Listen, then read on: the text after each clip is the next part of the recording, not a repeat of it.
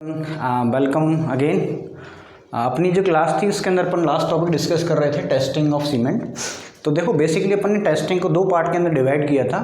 पहला पोर्शन तो अपना था फील्ड टेस्ट और सेकंड था अपना लैबोरेटरी टेस्ट। तो फील्ड टेस्ट के अंदर अपने तीन टेस्ट को डिस्कस किया। एक तो कलर की बात करी अपन ने, उसके बाद कुछ फिजिकल प्रॉपर्टीज़ की बात करी, थर्ड अपन ने उसका स्ट्रेंथ चेक किया था। उसके बाद अपन लैबोरेटरी की तरफ आए तो लैबोरेटरी के अंदर अपन ने सबसे पहले फाइननेस टेस्ट चेक किया था। फाइननेस को अपन वैसे तीन टेस्ट करते हैं फाइननेस के लिए। एक तो अपना सीप टेस्ट होता है, एक अपना एयर परमेबिलिटी होता है और एक होता है वैगन्स टर्बिडिटी मीटर। ठीक है, उससे अपन तीनों से क्या निकाल सकते हैं, फाइननेस निकाल सकते हैं। उसके बाद अपन ने बात करी थी सेकंड टेस्ट की, स्टैंडर्ड कंसिस्टेंसी टेस्ट। क्या करते हैं भाई, स्टैंडर्ड कंसिस्टेंसी टेस्ट। तो स्टैंडर्ड कंसिस्टेंसी टेस्ट किससे करते हैं, वो किससे करते हैं अपन, विकेट एपेटस से करते हैं। अब उसी के अलावा अपन अब तीसरे टेस्ट की जब मैं बात करता हूँ तो तीसरा टेस्ट अपना आता है सेटिंग टाइम टेस्ट। ठीक है, थर्ड टेस्ट की अपन बात कर लेते हैं, वो होता है setting time test. Setting time test, और इस टेस्ट के अंतर्गत भी दो टेस्ट आता है। ठीक है, ये जो सेटिंग टाइम टेस्ट है इसके अंदर भी अपन दो टेस्ट की बात करेंगे। एक तो अपना होगा इनिशियल सेटिंग टाइम। क्या होगा भाई, इनिशियल सेटिंग टाइम। और सेकंड वन जो होगा मेरा वो होगा final setting time. Final setting time. ठीक है, ये दोनों ही क्या है, टाइम है। बेसिकली अपन को कहीं भी अपन ने जैसे कि मोर्टार तैयार किया, फिर अपन ने कंक्रीट तैयार किया तो उसकी सेटिंग की अपन बात कर रहे हैं। तो बेसिकली देखो सबसे पहले तो सेटिंग टाइम जो टेस्ट है वो क्यों कैरी आउट किया जाता है। तो क्यों कैरी आउट किया जाता है कि अपन को पता है कि जैसे अपन ने सीमेंट को क्या किया, वाटर के साथ में टच में लाए तो वो क्या हो जाता है, धीरे धीरे डिटोरिएट हो जाता है इनके स्टोरेज के अंतर्गत भी। यदि आपने सीमेंट के जो बैग्स हैं उनको अपन ने कहीं पर रखा हुआ है स्टोरेज के अंतर्गत, तो वो क्या करता है कि जो मॉइस्चर जो होता है एनवायरनमेंट के अंदर जो मॉइस्चर होता है उसको क्या करता है, एब्जॉर्ब करने लग जाता है और वो क्या हो जाता है, डिटोरिएट होने लग जाता है। ठीक है, तो इसलिए अपन सेटिंग टाइम भी करते हैं कि इस पर्टिकुलर टाइम से ज़्यादा अपन को सेट नहीं करना है। या फिर अपन बात करें कि अपन ने कोई सीमेंट पेस्ट तैयार किया हुआ है, ठीक है, सीमेंट के अंदर क्या कर दिया, वाटर को मिला दिया, या फिर मोटर के अंदर अपन ने वाटर को ऐड कर दिया। तो ऐड करने के बाद क्या होगा, उसका हाइड्रेशन होना स्टार्ट हो जाता है और वो अपनी स्ट्रेंथ गेन करना स्टार्ट कर देता है। ठीक है, तो इसी के अकॉर्डिंग अब देखो पहली चीज़ तो ये है कि अपन ने जो भी मोटार तैयार किया है या फिर जो पेस्ट तैयार किया हुआ है, ठीक है, उसके अंदर जैसे अपन ने वाटर को ऐड किया तो क्या करता है, सीमेंट मेरा क्या हो जाएगा, हाइड्रेट होना स्टार्ट हो जाएगा। और ये जो टाइम होगा, ठीक है, उससे धीरे धीरे उसकी क्या हो जाएगी, प्लास्टिसिटी लूज होती चली जाएगी। क्या हो जाएगी भाई, उसकी प्लास्टिसिटी लूज होती हुई चली जाएगी। तो सबसे पहले तो अपने जो सेटिंग टाइम का उद्देश्य क्या है, ठीक है, अपन क्यों करते हैं, तो बेसिकली अपन करते हैं कि इसको अपन को पता लग जाए क्या सेटिंग टाइम टेस्ट से कि अपन ने जैसे सीमेंट को कहीं पर स्टोरेज के अंदर रखा हुआ है तो वो डिटोरिएट तो नहीं हो गया है। ठीक है, तो सिंपल अपन क्या करेंगे, कैरिड आउट, ये टेस्ट की बात करें तो क्यों किया जाता है, carried out to know whether the cement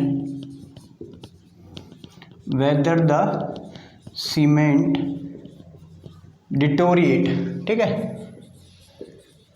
deteriorate due to storage,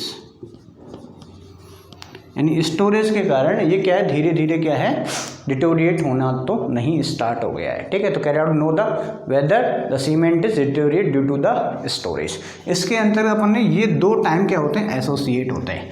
यदि मैं बात करूं इनिशियल सेटिंग टाइम क्या होता है, ठीक है, first of all upon initial setting time की बात करें तो ये टाइम होता है जिस इंस्टेंट से अपन ने सीमेंट के अंदर वाटर को ऐड किया है तब से जैसे ही वो उसकी जो प्लास्टिसिटी है उसको लूज करना स्टार्ट कर दे, यानी उसको किसी मोल्ड के अंदर आप डाल सकते हैं। अल्टीमेटली क्या है, प्लास्टिक मटेरियल क्या होता है, ऐसा मटेरियल होता है, आपको जिस भी मटेरियल के अंदर, जिस वेसल्स के अंदर, जिस शेप के अंदर आप उसको पोर करोगे तो उसकी शेप को ले लेगा, या फिर आप किसी तरह से आप उसकी मोल्डिंग कर सकते हैं। तो वो स्टेट अपनी क्या होती है, प्लास्टिक स्टेट होती है। तो इसके बाद में क्या हो जाता है, ये अपनी स्ट्रेंथ को लूज करने लग जाता है। तो यदि आपसे कोई पूछ ले कि इनिशियल सेटिंग टाइम क्या होता है तो आप क्या लिखेंगे, द टाइम विच, मतलब ऐसा टाइम जिसके बाद में, ठीक है, विच इज बीइंग मेजर्ड, कौन से टाइम को मेजर करना है, it is time which being measured from the instant, measured from the instant from the instant water added in cement to start losing the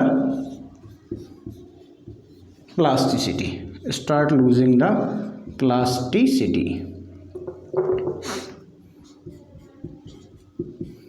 यानी इनिशियल सेटिंग टाइम क्या हुआ, जैसे ही आपने सीमेंट के अंतर्गत वाटर को ऐड किया उस इंस्टेंट से अपन को मेज़र करना है, कब तक, जबकि अपना सीमेंट जो है अपनी प्लास्टिसिटी को लूज करना स्टार्ट कर दे।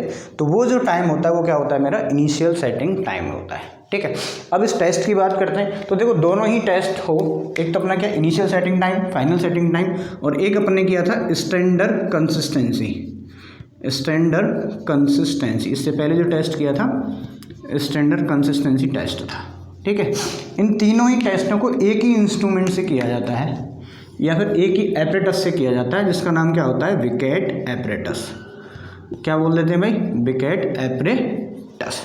बस थोड़ा सा जो डिफरेंस होता है वो डिफरेंस क्या होता है, यदि मैं बात करूं इनिशियल सेटिंग टाइम की, तो इनिशियल सेटिंग टाइम के अंतर्गत जो यूज़ किया जाता है वो प्लंजर यूज़ किया जाता है। क्या यूज़ किया जाता है भाई, प्लंजर। ठीक है, और प्लंजर की साइज मैंने बताई थी 10 mm, तो क्या होता है इसका डाया, एंड हाइट होती है उसकी 50 mm हाइट। ठीक है, ये तो प्लंजर हो गया।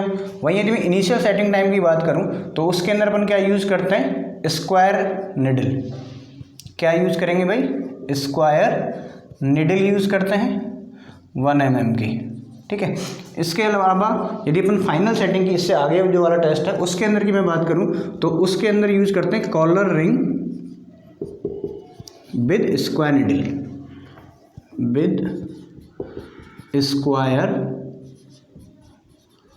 निडल। ठीक है, ये तीनों चीज़ आपको याद रखनी। स्टैंडर्ड कंसिस्टेंसी के अंदर अपन क्या यूज़ करते हैं, प्लंजर। ठीक है, इसको मैं लिख देता हूँ SC यानी कि standard consistency, initial setting time यानी कि IS, और ये फाइनल सेटिंग टाइम। इन तीनों को याद करना है। विकेट एपरेटस के अंदर सिर्फ प्लंजर की अपन को डायमेंशंस चेंज करनी है, बाकी कुछ नहीं करना है। अब अपन अगेन टेस्ट पे आ जाते हैं इनिशियल सेटिंग टाइम के अंदर। तो इनिशियल सेटिंग टाइम के अंदर सबसे पहले तो मैंने टाइम को डिफाइन कर दिया। क्या होगा कि ऐसा कोई इंस्टेंट जब मैंने वाटर के अंतर्गत सीमेंट के अंदर वाटर को ऐड किया है, उस इंस्टेंट से, उस क्षण से लेके जब मेरा सीमेंट अपनी प्लास्टिसिटी को लूज करना स्टार्ट कर दे, तब तक का जो टाइम होता है वो क्या होता है, इनिशियल सेटिंग टाइम होता है। ठीक है, तो सबसे पहले तो अपन क्या करेंगे, आप 500 ग्राम या फिर आप कह सकते हो 550 ग्राम, अल्टीमेटली कुछ भी ले सकते हो। ठीक है, तो टेक 500 ग्राम सीमेंट। सबसे पहले अपन ने क्या किया, 500 ग्राम सीमेंट लिया। ठीक है, अब उसको क्या किया, गेज किया। किसके साथ में, पानी के साथ में। Take 500 gram cement and gauge it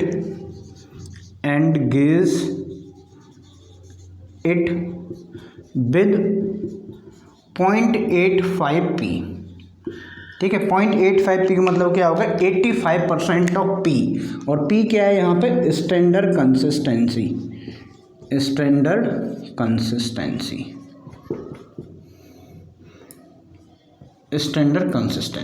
ठीक है, इस कंसिस्टेंसी का जो भी अपनी टेस्ट के अंदर आई है उसका 85% पानी अपन को लेना है और एक पेस्ट प्रिपेयर कर देना है सीमेंट के साथ में। अब ये जो गेज अपन ने तैयार कर लिया है, अब अगेन जो विकेट एपरेटस के अंदर अपन ने कल देखा जो प्लंजर था उसको क्या करेंगे, रिलीज़ करेंगे। ठीक है, तो क्या करेंगे, उसको रिलीज़ करेंगे और उसको हर 1-2 मिनट या फिर 3 मिनट के अंतर्गत उसको डिप करवाएंगे अगेन एंड अगेन। जैसे अपन ने बता लेता हूँ मैं आपको, जैसे ये अपन ने कल बात किया था कि ये अपना मोल्ड होता है। क्या होता है भाई, इस तरह का एक मोल्ड होता है। इस मोल्ड की डेप्थ क्या होती है, 40 mm। ठीक है, इस मोल्ड की डेप्थ क्या होती है, मतलब जो हाइट क्या होती है, 40 mm। इसके अंदर जो निडल है उस निडल को अपन लाएंगे यहाँ पे और रिलीज़ करेंगे अगेन एंड अगेन। पहले 2 मिनट के बाद फिर इसके दूसरे पोर्शन के ऊपर ले जाएंगे, फिर 4 मिनट बाद, 6 मिनट बाद, 8 मिनट बाद, 10 मिनट बाद, 20 मिनट बाद। इस तरह से अपन क्या करते हैं, हर 2 मिनट के अंतर्गत क्या करेंगे, इसको डिप करवाएंगे एक अलग अलग जगह के अंदर। एक ही पॉइंट के ऊपर अपन को नहीं लेना है। ठीक है, क्योंकि जैसे जैसे टाइम पास होता जाएगा तो ये क्या हो जाएगी, हार्ड होता हुआ जाएगा और उसके अंदर पेनिट्रेशन की वैल्यू कम होती हुई चली जाएगी। और एक पर्टिकुलर टाइम, जिस टाइम के ऊपर जो पेनिट्रेशन की जो वैल्यू है मेरी टॉप से कितनी हो जाए, वही 33 से लेके 35 mm तक यदि पेनिट्रेशन हो जाए टॉप से लेके, उस पर्टिकुलर इंस्टेंट को या उस पर्टिकुलर टाइम को क्या कर लिया जाएगा, नोट कर लिया जाएगा। ठीक है, और वही अपना क्या हो जाएगा, इनिशियल सेटिंग टाइम। ठीक है, क्लियर हो गया। तो अपन अब प्रोसेस को लिखना चाहें तो take 500 gram cement and gauge it with 0.85 p standard consistency, then lower the square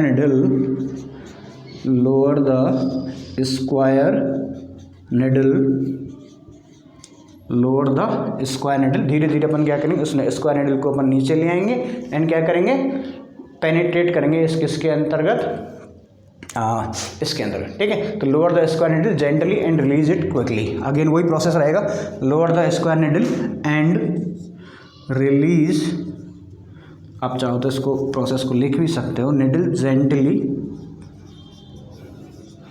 and release it quickly. ठीक है, फिर इसको जल्दी से क्या कर देना है, रिलीज कर देना है। और ये कब तक करना है, जब तक कि मेरा जो पेनिट्रेशन की वैल्यू है 33 से लेकर 35 mm तक नहीं हो जाए। ठीक है, तो note the time, again note the time why needle penetrate 33 mm to 35 mm from top, यानी कि टॉप से 33 से लेके 35 mm तक यदि इसका पेनिट्रेशन जहाँ तक हो जाता है, उस पर्टिकुलर तक अपन उस इंस्टेंट को या फिर उस टाइम को क्या कर लेंगे, नोट कर लेंगे। और यही टाइम मेरा क्या कहलाएगा, this time is called initial setting time. This time is called initial setting time।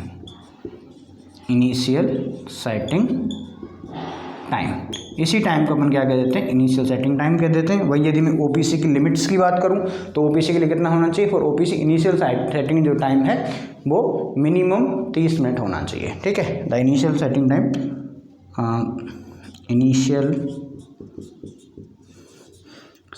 Time for OPC is 30 minutes.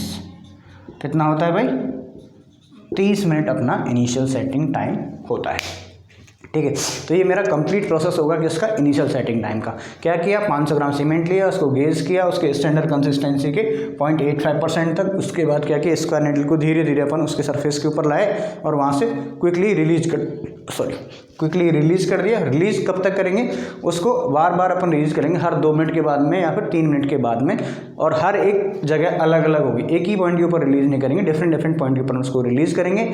और अपन देखेंगे कि इतना पेनिट्रेशन हो जाए, यानी कि टॉप से लेके 33 से लेके 35 mm तक यदि पेनिट्रेशन की वैल्यू आती है, उस पर्टिकुलर टाइम को नोट कर लिया जाएगा। और वही टाइम मेरा क्या कहलाएगा, इनिशियल सेटिंग टाइम कहलाएगा। और ओपीसी के लिए जो इनिशियल सेटिंग टाइम होता है वो कितना होता है भाई, 33 मिनट्स। ठीक है, नेक्स्ट अपन अब बात कर लेते हैं फाइनल सेटिंग टाइम की।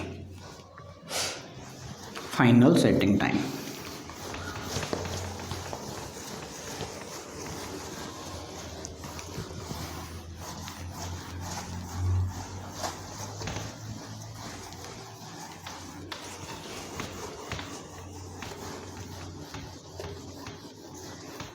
ठीक है। तो सबसे पहले तो अपन को ये समझना होगा कि फाइनल सेटिंग टाइम क्या होता है। तो ऐसा पर्टिकुलर टाइम जिसके ऊपर अगेन स्टार्ट कहाँ से करना है, उसी इंस्टेंट से करना है जब अपन ने सीमेंट के अंदर वाटर को ऐड किया है। कहाँ तक जाना है, जब तक अपना जो सीमेंट है कंप्लीटली इसकी प्लास्टिसिटी को लूज ना कर दे या फिर अटेन ना कर दे। ठीक है, तो वो टाइम क्या हो जाता है, मेरा फाइनल सेटिंग टाइम हो जाता है। ठीक है, तो आप इसको चाहो तो लिख सकते हैं, द फाइनल सेटिंग टाइम क्या होता है। ठीक है, तो फाइनल सेटिंग टाइम क्या होगा, द टाइम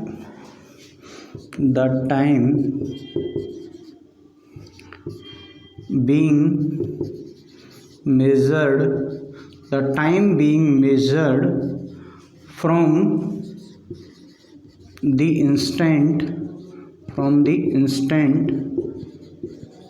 उस टाइम से, कब से, कौन से इंस्टेंट से लेना है, measured from the instant when water is added water is added in cement to, मतलब अपने स्टार्ट कहाँ से करना है, जब जैसे अपने सीमेंट के अंतर्गत वाटर को ऐड किया उस इंस्टेंट से ले लेना है to the time cement lose its plasticity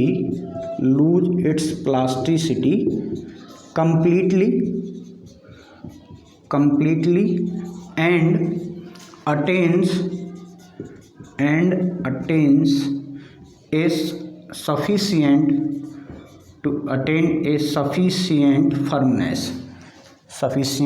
firmness, यानी कि एक पर्टिकुलर एक स्ट्रेंथ वहाँ से वो गेन करने लग जाए, उस पर्टिकुलर टाइम को अपन क्या कह देते हैं भाई, फाइनल सेटिंग टाइम कह देते हैं।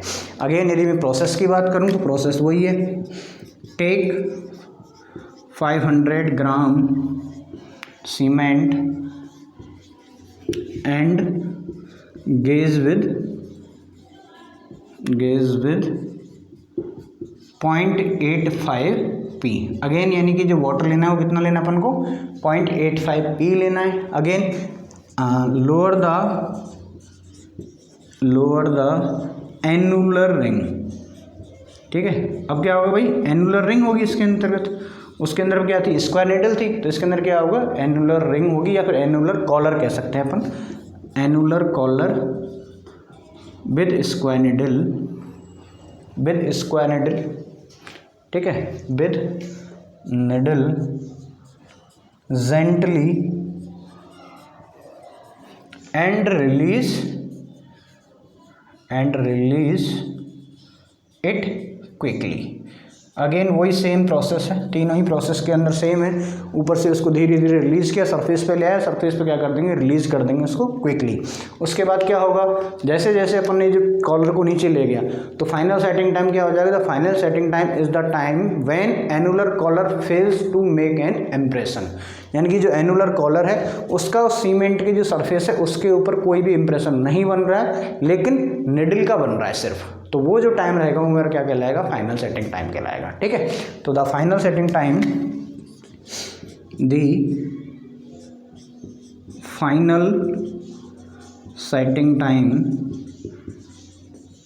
is the time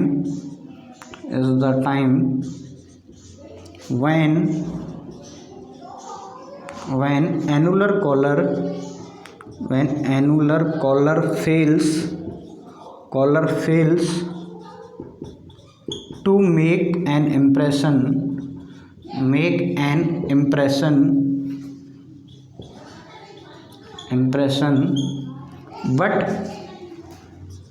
but needle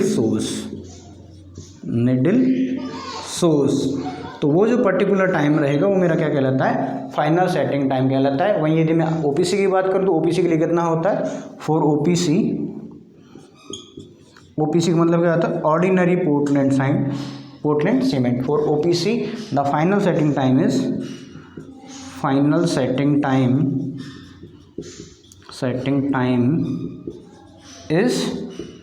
10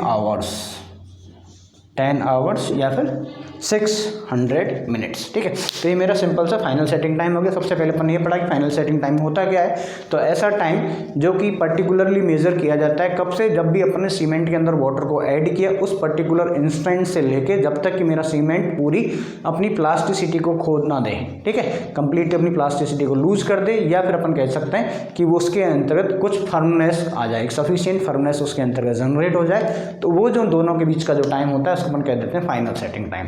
again process के लिए अपन बात करें तो 100 ग्राम सीमेंट लेना है, सीमेंट को पेस्ट करना है, सीमेंट की जो अपन गेजिंग कर रहे हैं वो इतने वाटर के साथ करना है 0.85 पी, यानी कि 85% ऑफ द स्टैंडर्ड कंसिस्टेंसी, ठीक है। उसके बाद धीरे धीरे अपन क्या करेंगे, प्लंजर को या फिर जो भी अपना प्लंजर होता है उसके अंदर क्या लगी हुई है, एक एनुलर कॉलर है और बीच के अंदर निडल है, उसको धीरे धीरे जेंटली अपन सरफेस तक लाएंगे और वहाँ पे रिलीज़ कर देंगे, ठीक है। उसको क्विकली वहाँ से रिलीज़ कर देंगे और ये प्रोसेस अपना तब तक चलता रहेगा जब मेरी जो एनुलर कॉलर है यानी बाहर की जो कॉलर है वो तो क्या कर दे, इंप्रेशन देना बंद कर दे, सिर्फ निडल का इंप्रेशन वहाँ पे अपन को मिल रहा है। उस पर्टिकुलर टाइम को क्या कर लिया जाएगा, नोट कर लिया जाएगा। तो वही टाइम मेरा क्या कहलाता है, फाइनल सेटिंग टाइम कहलाता है।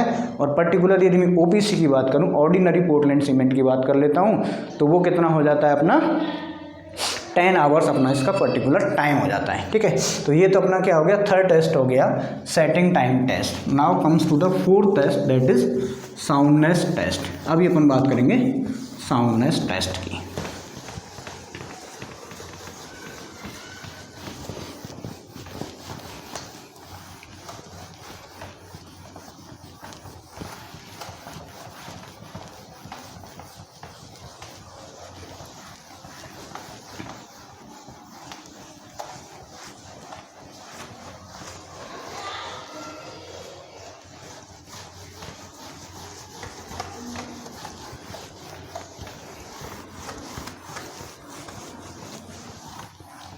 जी, ठीक है। तो fourth one is soundness test. Soundness test,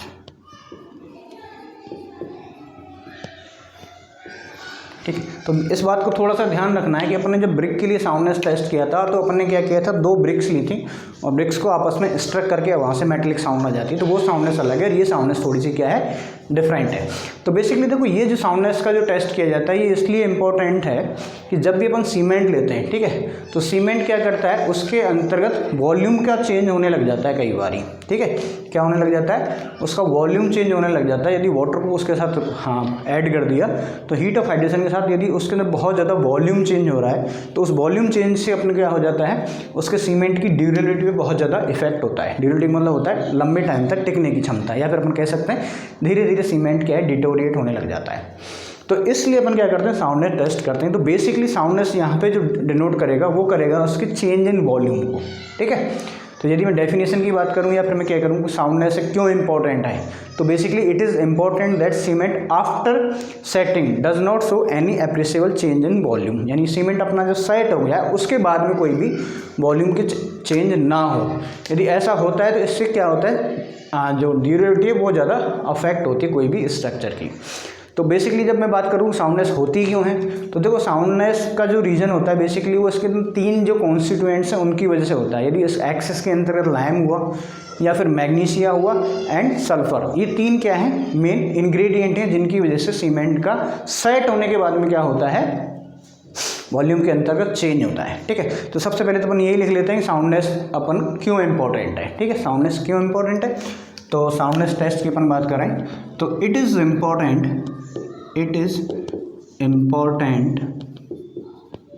भाई, इसकी पहले सबसे बात करते हैं इंपॉर्टेंस, यानी अपन ये टेस्ट कर ही क्यों रहे हैं, ठीक है। तो it is important that the cement so, या फिर ऐसा बात करते हैं सीधा ही कि भाई सेट हो गया है, ठीक है। तो if the cement after setting यानी कि सेट होने के बाद में, जो सीमेंट की अपन बात कर रहे हैं, after setting shows any appreciable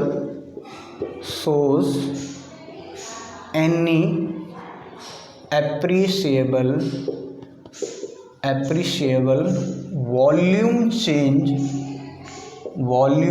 change that is volume change, ठीक है, वॉल्यूम के अंदर कोई भी चेंज हुआ, दैट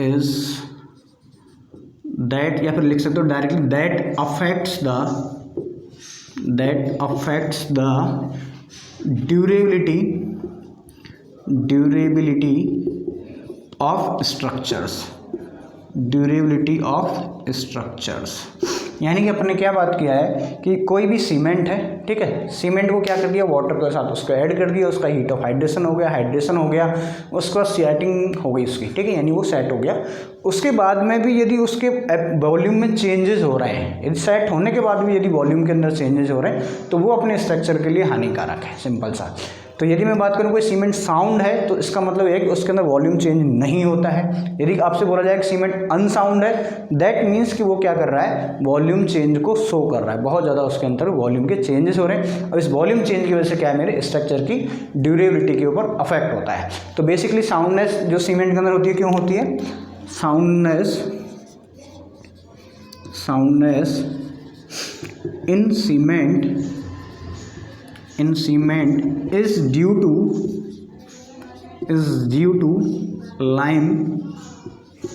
उसके अलावा क्या होता है, मैग्नीशिया एंड सल्फर,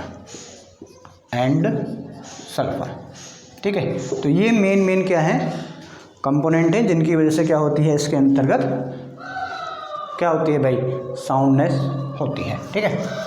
तो ये तीन है बेसिकली सल्फर। तो इन तीनों की यदि कंटेंट को माना जाए, यदि इनकी बहुत ज़्यादा एक्सेस है तो सीमेंट मेरा क्या होता है, अनसाउंडनेस हो जाता है। तो सबसे पहले जो अपन लाइम की बात कर लेते हैं, सबसे ज़्यादा जो कंस्टेंट जो होता है लाइम ही होता है सीमेंट के अंदर। अपने देखा ही था सीमेंट के अंदर सबसे ज़्यादा मोस्ट ऑफ द कंटेंट किसकी थी, लाइम का ही होता है, ठीक है। तो साउंडनेस ड्यू टू लाइम, यदि इसको आपको चेक करना है, साउंडनेस ड्यू टू लाइम, ठीक है। तो इसके लिए एक स्पेशल जो एपरेटस यूज किया जाता है उसका नाम है ली चैटले एपरेटस, ठीक है। क्या नाम है भाई, ली चैटले एपरेटस, ली चैटलियर एपरेटस। ये अपना क्या होता है, एक एपरेटस होता है जिसकी हेल्प से अपन क्या निकालेंगे, soundness due to the lime निकालेंगे। अब इस इंस्ट्रूमेंट के अंदर या फिर एपरेटस के अंदर मैं बेसिकली बात करूं तो कुछ नहीं है, एक तो क्या होता है, एक सिलेंड्रिकल पोर्शन होता है, एक स्प्लिट सिलेंडर होता है इस तरह का, ठीक है। ये बहुत ज़्यादा बारीक थिन होता है और इसके अंदर क्या होते हैं, दो इंडिकेटर लेग्स होते हैं, दो इसके अंदर क्या होते हैं, इंडिकेटर लेग्स होते हैं जो इससे कनेक्टेड होते हैं।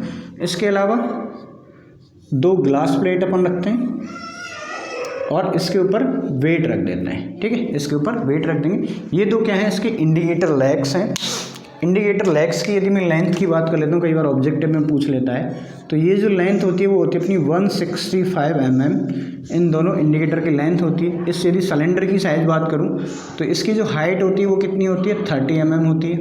वहीं यदि इसके डाया की बात की जाए तो डाया भी क्या होता है, 30 mm होता है। और ये क्या होता है, स्प्लिट होता है, यानी इस तरह से यहाँ से क्या है, कटा हुआ रहता है। क्या रहता है भाई, कटा हुआ रहता है, ठीक है। और ग्लास प्लेट हो गई। इसके अलावा यदि इसमें थिकनेस की बात कर लूँ, अब चाहे आप इसको ऐसे ही बना सकते हो, ये तो आपको क्या साइड व्यू दिख रहा है, यदि आप इसको टॉप व्यू देखोगे तो यहाँ से क्या होगा, इसके अंदर दो स्प्लिट लेग्स होती हैं। ये दोनों इंडिकेटर हैं, इन दोनों के बीच की डिस्टेंस को क्या किया जाता है, मेज़र किया जाता है, ठीक है। ये अपना क्या हो गया, सिलेंड्रिकल पोर्शन हो गया, ठीक है। वहीं यदि, और ये किसका बना होता है, बेसिकली ये ब्रास का बना होता है। किसका बना होता है भाई, ब्रास का मोल्ड होता है। और इसकी थिकनेस की बात करूँ, ये जो थिकनेस है, ये जो थिकनेस होती है वो होती है 0.05 mm, ठीक है। तो ये बेसिकली क्या है, मेरा ली चैटले एपरेटस है, ठीक है। तो ये तो अपने एपरेटस की बात हो गई।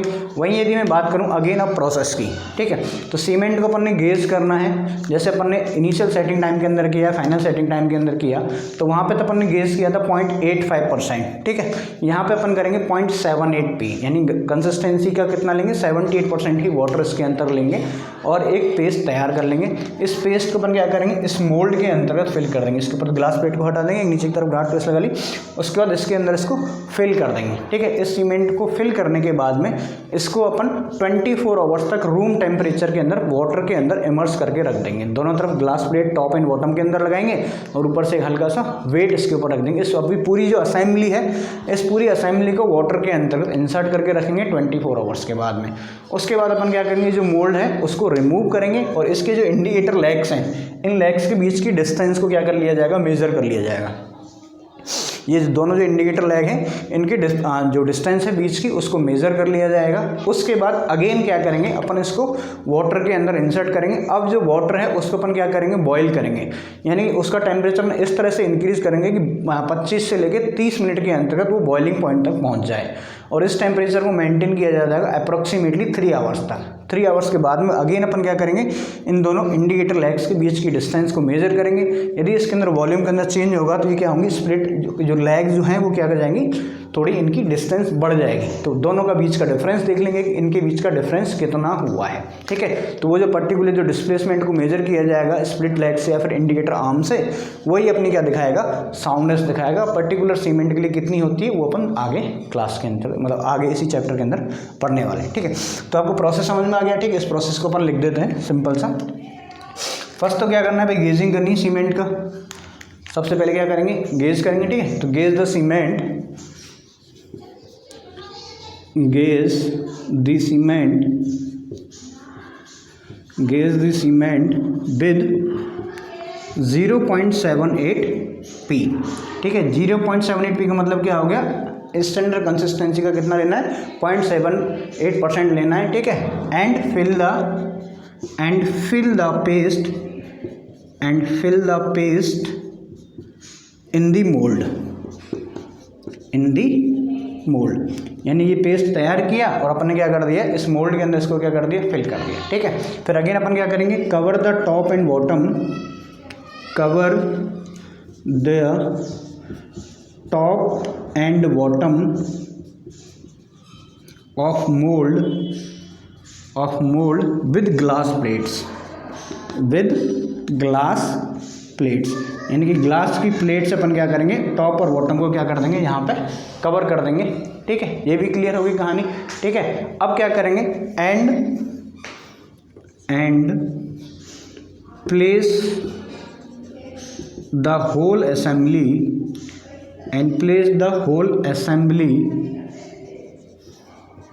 assembly in water at the temperature of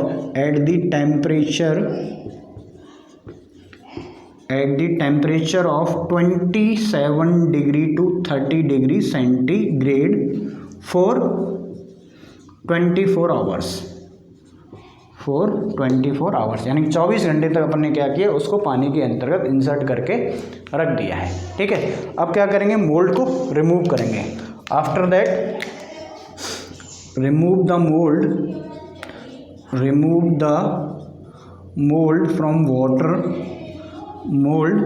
from water and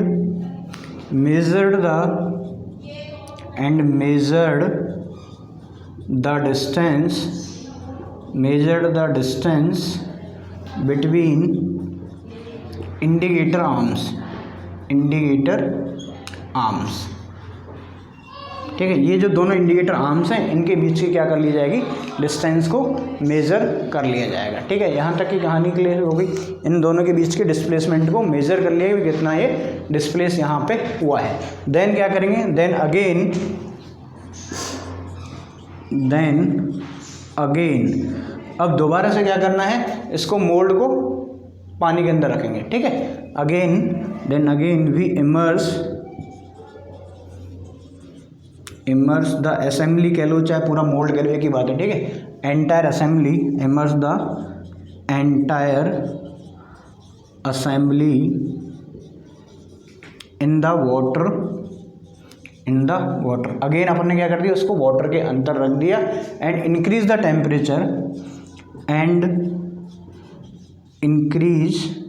temperature within 25 to 30 minutes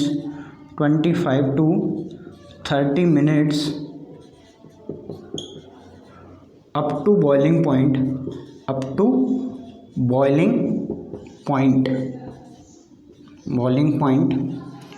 and maintained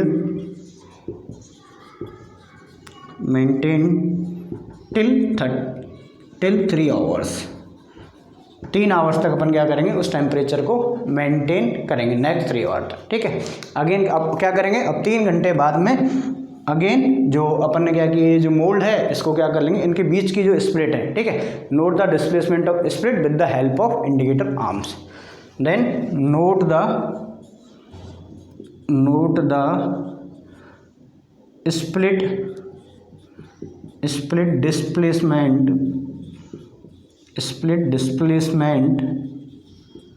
with the help of indicator arms,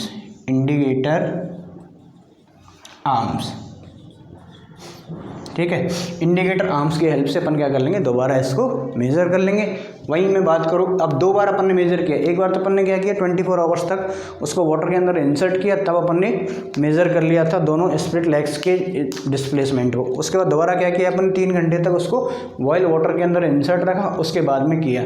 तो अब इन दोनों के बीच का जो डिफरेंस है, इन दोनों रीडिंग के बीच का जो डिफरेंस है, वही अपने क्या कर देता है, इस टेस्ट को डिफाइन कर देता है। और इसकी जो लिमिट है, यदि मैं OPC की बात करूँ 10 mm से ज़्यादा नहीं होना चाहिए, ठीक है। द डिफरेंस, अब इसको फाइनल रिजल्ट है, the difference in both reading, the difference in both readings, the part of test, the difference in the both reading parts of the test should not more than 10 mm for OPC। यदि मैं OPC के लिए बात करूं और इस test को perform करूं, तो दोनों पार्ट के अंतर्गत जो मैंने रीडिंग ली है, उन दोनों के बीच का जो डिफरेंस है वो 10 mm से ज़्यादा एक्सीड नहीं होना चाहिए, ठीक है। तो ये अपना क्या हो गया, साउंडनेस टेस्ट हो गया। किसकी वजह से, ये अपन ने देखा है डिफरेंस किसकी वजह से, लाइम की वजह से। ये पर्टिकुलर जो साउंडनेस है, ये किसकी वजह, soundness due to the lime, ठीक है। अभी अपने पास 2 और बचे हुए, मैग्नीशिया और सल्फर। यदि आपसे पूछा जाए कि ली चैटले अपरेटस की हेल्प से अपन साउंडनेस निकालते हैं, वो किसकी वजह से होती है, तो सिर्फ और सिर्फ लाइम की वजह से होती है। मैग्नीशिया और लाइम दोनों की वजह से अपन को करनी है, तो उसके लिए अपन क्या करते हैं, ऑटोक्लेव टेस्ट करते हैं, ठीक है। तो नेक्स्ट अपन अब लिखते हैं यहाँ पे ऑटोक्लेव टेस्ट। कौन सा भाई, ऑटोक्लेव, हाँ जी। तो नेक्स्ट अपन बात करते हैं soundness due to the lime and magnesia. अपन ने फर्स्ट जो टेस्ट पढ़ा चौथे के अंतर्गत, ये जो पोर्शन था वो तो क्या था, साउंडनेस ड्यू टू लाइम। अब वहीं यदि आपको दोनों की प्रेजेंस की वजह से, लाइम और मैग्नीशिया दोनों की प्रेजेंस की वजह से अपन को टेस्टिंग करनी है, तो उसके लिए अपन क्या कर देते हैं, ऑटोक्लेव एपरेटस टेस्ट करते हैं, ठीक है। ये टेस्ट जो है दोनों के लिए सेंसिटिव है। तो this test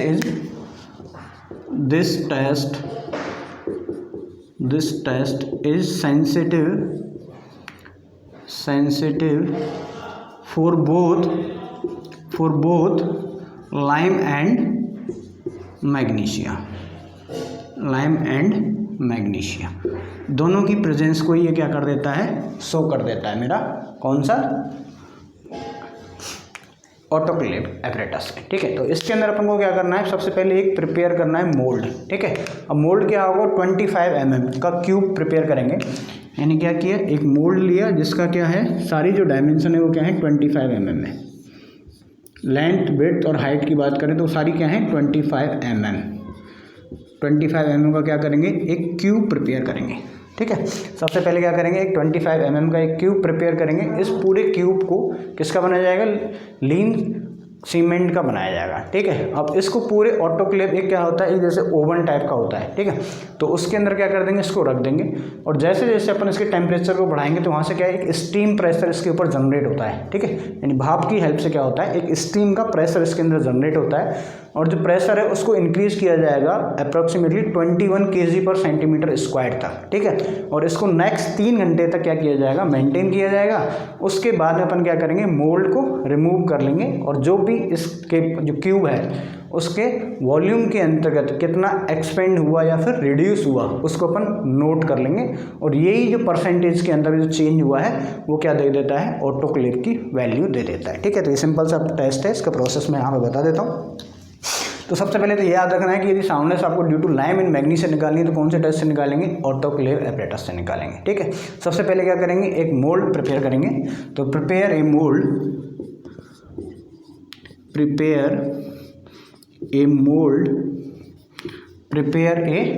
mould of lean cement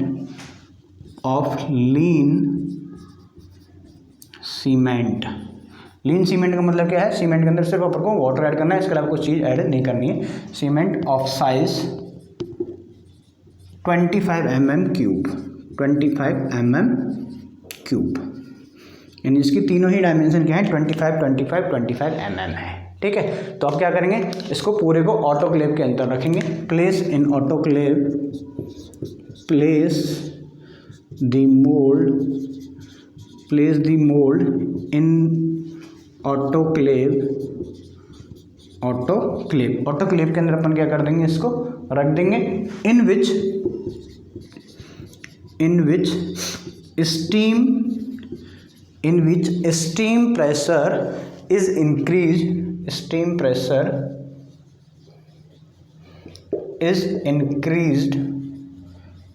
increased up to 21 kg पर सेंटीमीटर स्क्वायर, यानी प्रेशर को याद रखना कहाँ तक इंक्रीज करना है अपन को, 21 kg पर सेंटीमीटर स्क्वायर तक इसको क्या करेंगे, इंक्रीज करेंगे। एंड मेंटेन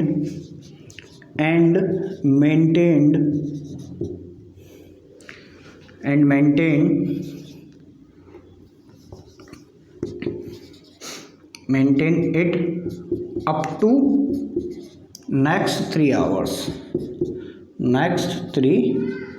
आवर्स, यानी कि आने वाले 3 घंटे तक अपन क्या करेंगे, इसी टेम्परेचर को मेंटेन करके रखेंगे। ठीक है, वो नेक्स्ट 3 आवर इसको अपन मेंटेन करके रखेंगे। आफ्टर दैट अपन क्या करेंगे, इसको रिमूव कर लेंगे। ठीक है, तो the mould is remove and percentage expansion of the mould to be measured. Then the mold is removed and, यानी मोल्ड को अपन क्या किया, ऑटोक्लेव से रिमूव कर लिया। ठीक है, एंड परसेंटेज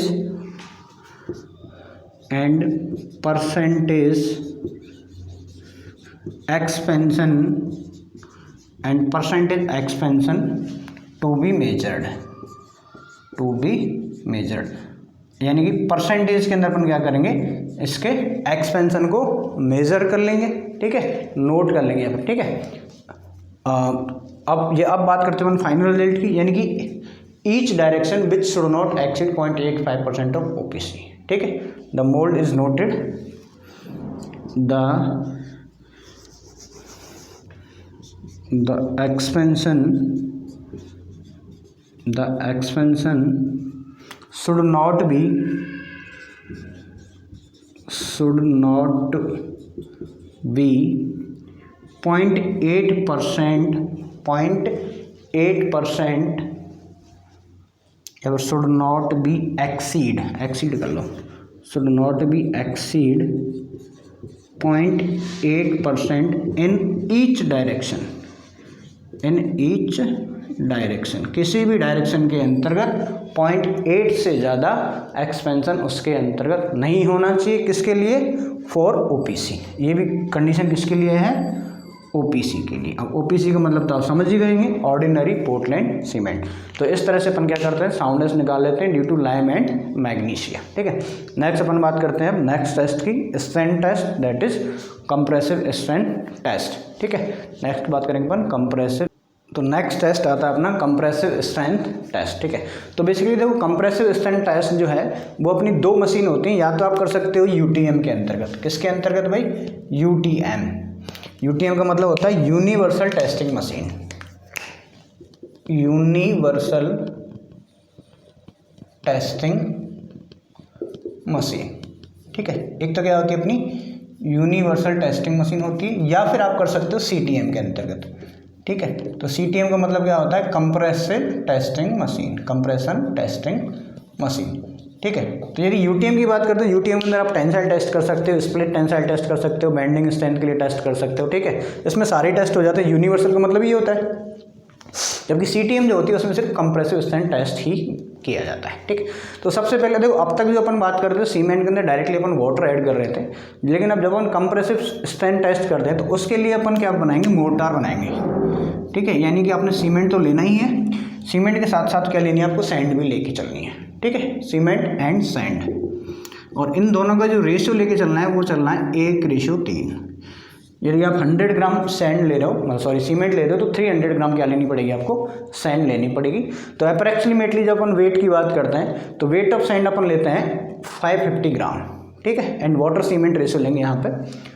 तो एक तो सीमेंट का रेशियो हो गया, वेट ऑफ सीमेंट कितना लेंगे अपन, 550 ग्राम। अब इसके रेस्पेक्ट में अपन क्या ले लेंगे, सैंड ले लेंगे, and water cement ratio, and water cement ratio वो जो लिया जाता है वो लिया जाता है 0.4। ठीक है, यानी वाटर और सीमेंट का रेशियो, यदि आपने 100 ml वाटर लिया है तो सीमेंट कितना होगा उसका, ज़्यादा। ठीक है, यानी 100 यदि मैं ग्राम सीमेंट की बात कर रहा हूँ तो 40 ग्राम क्या होगा मेरा, 40 ml क्या होगा मेरा, वाटर हो जाएगा। ठीक है, यहाँ तक क्लियर हो जाएगा। फिर अपन क्या करेंगे, ये जो पूरा पेस्ट अपन ने तैयार किया उसको अपन एक मोल्ड के अंदर फिल कर लेंगे। अगेन एक मोल्ड होगा अपना। ठीक है, ये अपना मोल्ड हो गया, क्यूबिक मोल्ड होता है, क्यूबिक। ठीक है, मोल्ड होगा। मोल्ड की साइज़ की बात करूँ तो देखो साइज़ की बात अपन यदि कर लेते हैं इसका, यदि आपसे पर्टिकुलर एक साइज़ की पूछा, ये पूछा जाए, ठीक है, तो ये होता है अपना 70.7 या फिर 70.6 भी मान सकते हो आप। 70.6 कितना होगा, mm में, या फिर आप कह सकते हो। ठीक है, तो 70.6 mm क्या होती है, इसकी लेंथ होती है। वही यदि आपसे सरफेस एरिया की पूछा जाए तो कई बार इसके सरफेस एरिया को पूछा जाएगा, तो वो अपना होता है 50 सेंटीमीटर स्क्वायर। कितना होता है भाई, 50 सेंटीमीटर स्क्वायर, क्योंकि जो कंप्रेसिव लोड लगेगा तो लोड क्या लगेगा, एक सरफेस के ऊपर लगेगा दोनों तरफ से।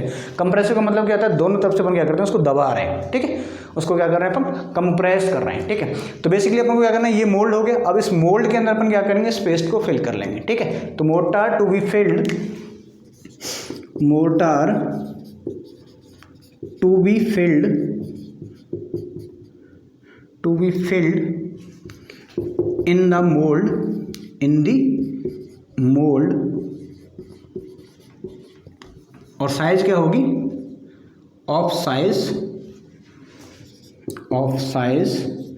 70.0 mm।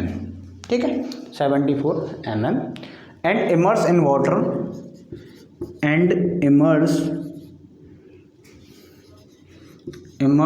In water for 7 days। और इसको अपन क्या करेंगे, 7 दिन के अंतर्गत पानी के अंदर रख लेंगे। उसको क्या करेंगे, 7 days फॉर क्यूरिंग। क्यूरिंग के लिए अपन क्या करेंगे, इसको 7 दिन तक उसके अंदर रखेंगे। ठीक है, आफ्टर दैट क्यूरिंग पीरियड अपन क्या करेंगे, compressive strength of cement to be tested. After 7 days, after 7 days the strength to be checked, after 7 days strength to be checked in UTM either CTM। ठीक है, या तो आप UTM में कर सकते हो या फिर CTM के अंतर्गत कर सकते हो। अब अपन को करना क्या है भाई, इस मोल्ड को अपन क्या करेंगे, मशीन के अंदर रख देंगे। एक माउंट उसका फिक्स रहता है, एक उसके ऊपर लोड लगाएगा तो ये क्या करेगा, कंप्रेस करेगा। तो जिस भी लोड के ऊपर क्या हो जाएगा, फेल हो जाएगा। उस फेल होने के बाद अपन के एरिया बताइए, तो अल्टीमेटली अपन को क्या मिल जाएगी, यहाँ से कंप्रेसिव स्ट्रेंथ मिल जाएगी। अब देखो, अब इसकी कोई भी जो सीमेंट की अपन बात कर लेते हैं, तो बेसिकली जो सीमेंट है वो यदि OPC की बात करूँ, OPC के अंतर्गत ऑर्डिनरी पोर्टलैंड सीमेंट है जिसकी ग्रेड है 33। ठीक है, OPC ग्रेड 33 है। दैट मीन्स इसका 28 दिन के बाद में उसकी स्ट्रेंथ कितनी आ गई, मेरी 33 आ गई है। ठीक है, तो एट 28 days आप लिख सकते हो, यदि कोई सीमेंट है जिसकी ग्रेड क्या है, OPC। ठीक है, एट 28 days स्ट्रेंथ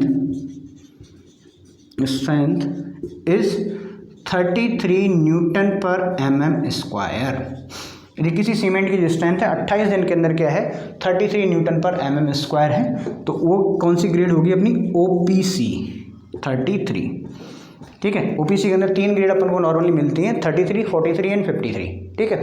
वहीं यदि मैं 7 दिन की स्ट्रेंथ की बात करूं तो अपने टेस्ट आप 28 दिन के बाद भी कर सकते हो, 7 दिन के बाद भी कर सकते हो। एट 7 डेज यानी 7 दिन के बाद यदि आप स्ट्रेंथ चेक करोगे तो ये इसकी आएगी 2/3 ऑफ द स्ट्रेंथ, तो 2/3 strength of 28 days, strength of 28 days यानी 28 दिन के अंदर जो स्ट्रेंथ आई है उसका क्या होती है 2/3 आ जाती है अपनी 7 दिन के अंतर्गत। वहीं यदि अपन 3 डेज की बात करें, एट 3 डेज जो स्ट्रेंथ रहेगी वो क्या आएगी, half of 28 days, half of strength of 28 days, ठीक है। या फिर आप कह सकते हो 50% स्ट्रेंथ वो 3 दिन के अंतर्गत ही गेन कर लेता है, ठीक है। तो ये अपना क्या हो गया, कंप्रेसिव स्ट्रेंथ टेस्ट। अब नेक्स्ट टेस्ट जो अपना लास्ट टेस्ट है वो अपना क्या है, केमिकल टेस्ट, केमिकल कंपोजिशन को जो चेक करते हैं, ठीक है, वो और कर लेते हैं। उसके बाद में टेस्टिंग ओवर हो जाएगी अपनी, ठीक। तो अब अपन बात करते हैं केमिकल कंपोजिशन टेस्ट की। तो बेसिकली देखो केमिकल कंपोजिशन के अंतर्गत अपन ने देखा था केमिकल कंपोजिशन क्या क्या होता है भाई। कॉन्स्टेंट की अपन बात करें, लाइम होता है, सिलिका होता है, आयरन ऑक्साइड होता है और एल्यूमिना होता है। मेन क्या है, ये 4 कंपोनेंट है। इन 4 कंपोनेंट की रेशियो की अपन बात करते हैं। यदि मेरे जो रेशियो है, ठीक है, यदि मैं बात करूँ सीमेंट, पर्टिकुलर सीमेंट के अंतर्गत जो एल्यूमिना और यदि मैं आयरन ऑक्साइड का रेशियो निकालता हूँ तो वो 0.66 से लेस देन होना चाहिए। 2-3 क्राइटेरिया हैं वो आपको यहाँ पे याद रखने हैं। फर्स्ट तो क्या है, the ratio of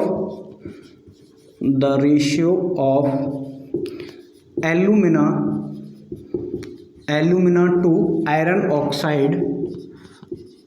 oxide should be less than 0.66, यानी एल्यूमिना और आयरन ऑक्साइड के यदि मैं रेशियो निकालूं तो वो क्या है 0.66 से लेस देन नहीं होना चाहिए, should not be less then, ठीक है। ध्यान रखना, नॉट, ठीक है, नॉट का जरूर याद रखना है। The ratio of alumina to iron oxide should not be less than 0.66, ये तो फर्स्ट क्राइटेरिया हो गया। दूसरा अपन बात करें यदि लाइम टू सिलिका का रेशियो निकालूं, ठीक है, और एल्यूमिना आयरन ऑक्साइड का निकालूं तो this is not should be greater than 1.0, ठीक। तो क्या करना है, द रेशियो, सेकेंड पॉइंट है the ratio lime to silica, the ratio of lime to silica, ठीक है। यदि लाइम से सिलिका का यदि मैं रेशियो देखूं या फिर एल्यूमिना एंड आयरन ऑक्साइड, यदि एल्यूमिना और आयरन ऑक्साइड का देखूं, ठीक है, तो ये जो रेशियो है should not B greater then 1.02,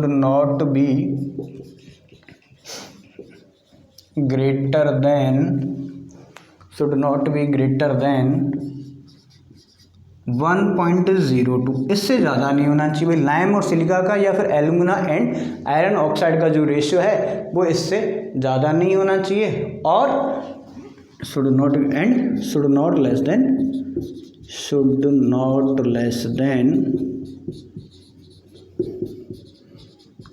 0.066, बस ये क्राइटेरिया, ये क्राइटेरिया हैं, इनके अकॉर्डिंग रखना चाहिए। और ये जो रेशियो है उसको अपन कहते हैं this ratio is known as lime saturation factor, this ratio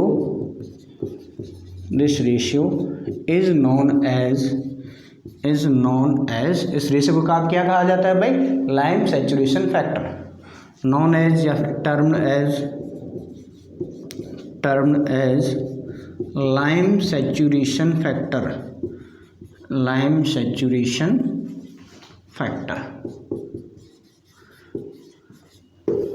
इसको कहा जाता है, ठीक है। तो अब इसको यदि मैथमेटिकली आप ऐसे लिख सकते हो भाई, जो वैल्यू है 0.66 से तो क्या नहीं होनी चाहिए, कम नहीं होनी चाहिए, दैट मीन्स ज़्यादा होनी चाहिए, ठीक है। किसकी, ये तो अपना लाइम हो गया, ठीक है। साथ में अपन क्या बात करें, लाइम इन 0.7 SiO2, इसको लिख लेना, ये कई बार ऑब्जेक्टिव पॉइंट ऑफ व्यू से पूछा गया है, ठीक है। SO3 लाइम सेचुरेशन है, ओके। एक मिनट लाइम सेचुरेशन फैक्टर की अपन बात कर लें तो इस फैक्टर यानी इस फॉर्मूले को हमेशा आपको याद रखना है।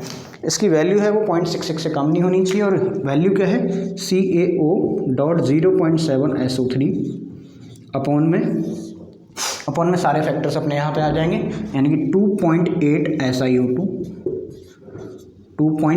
SiO2 प्लस 1.2 Al2O3, इसके अलावा और क्या आएगा प्लस 0.65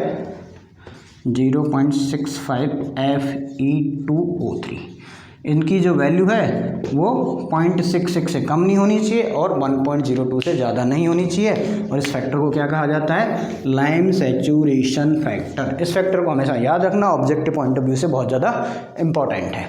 इसके अलावा कुछ टोटल 2-4 इंपॉर्टेंट पॉइंट्स हैं, यहाँ पे अपनी टेस्टिंग खत्म हो जाती है, पूरी टेस्टिंग खत्म हो जाती है।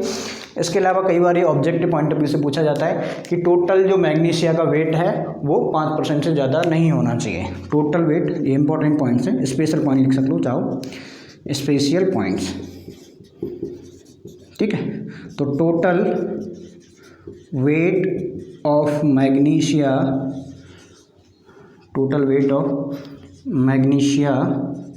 should not be more than 5%। यानी सीमेंट के अंतर्गत टोटल जो मैग्नीशिया है उसका परसेंट वेट के अकॉर्डिंग 5% से ज़्यादा नहीं होना चाहिए। वहीं यदि अपन बात करें जब सीमेंट को जलाया जाता है, हीट किया जाता है, तो इग्निशन जो लॉस है वो भी 4% से ज़्यादा नहीं होना चाहिए। The total loss due to ignition of cement should not be greater than 4%, should not be greater than 4%, यानी 4% से ज़्यादा इग्निशन के अंतर्गत लॉस नहीं होना चाहिए। ये भी ऑब्जेक्टिव पॉइंट ऑफ व्यू से इंपॉर्टेंट क्वेश्चन है। इसके अलावा यदि सल्फर कंटेंट की बात करें तो sulphur content should not B greater then, sulphur content should not B greater then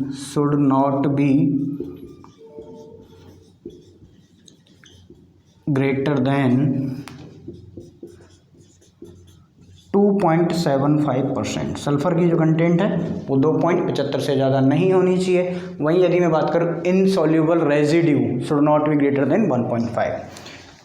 insoluble